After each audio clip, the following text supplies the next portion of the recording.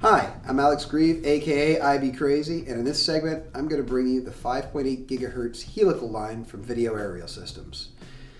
The helical antenna has been around for ages and is typical go-to antenna for many professionals, not only in the FPV world, but in space communications.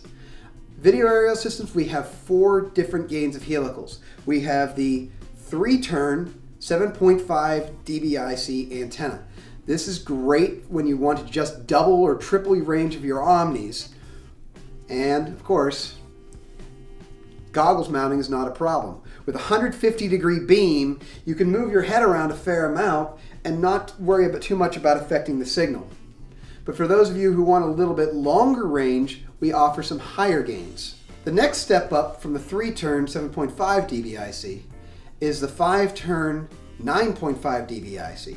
This is about 4 to 5 times the range of your Omni antenna set. Now the beam's a little bit narrower on this one. The beam's about 100 degrees. So you can mount it on your goggles, but I typically recommend mounting it on the receiver. This is great for using in diversity systems. If you have 2, 3, or 4 antennas on diversity, it's really good to aim these about 45 or 50 degrees apart for very broad coverage and long range at the same time. But if you want even longer range, we've got that too. For serious long range missions, there's a 10-turn helical known as the Black Canon. This one is capable of about 7 to 8 times the distance of your Omni and even further, possibly. If you're looking to fly behind objects, you're going to need high gain to do that on 5.8 gigahertz, and this is going to be your ticket.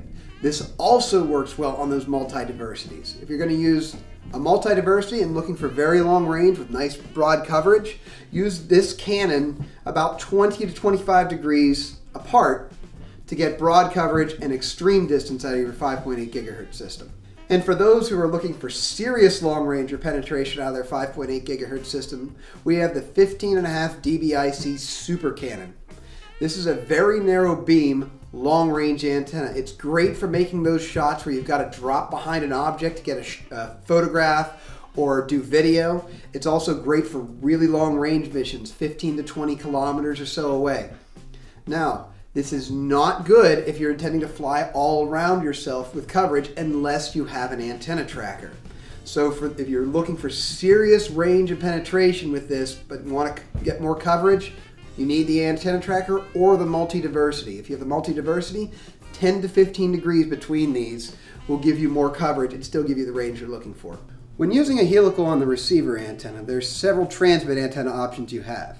You're looking for a circularly polarized omnidirectional antenna on your aircraft, such as the Bluebeam Ultra set, which would be either an air screw or a mad mushroom. There are other choices, of course. There's the cloverleaf or the skew planar wheel. They both work great with this. I typically prefer an air screw or a mad mushroom, but there's nothing wrong with a cloverleaf or a skew planar wheel. You'll still get excellent performance out of your system. The 5.8 gigahertz helical line is designed to be mounted strictly by its own cable. The nice thing about the cable is it can be bent 90 degrees in either direction and it will stay in place. The cable is perfectly sufficient to support the antenna and you are doing no damage by doing any of these motions should you need to aim the antenna off your receiver. This has been an overview of the Video Aerial Systems 5.8 gigahertz helical line. Thanks for watching.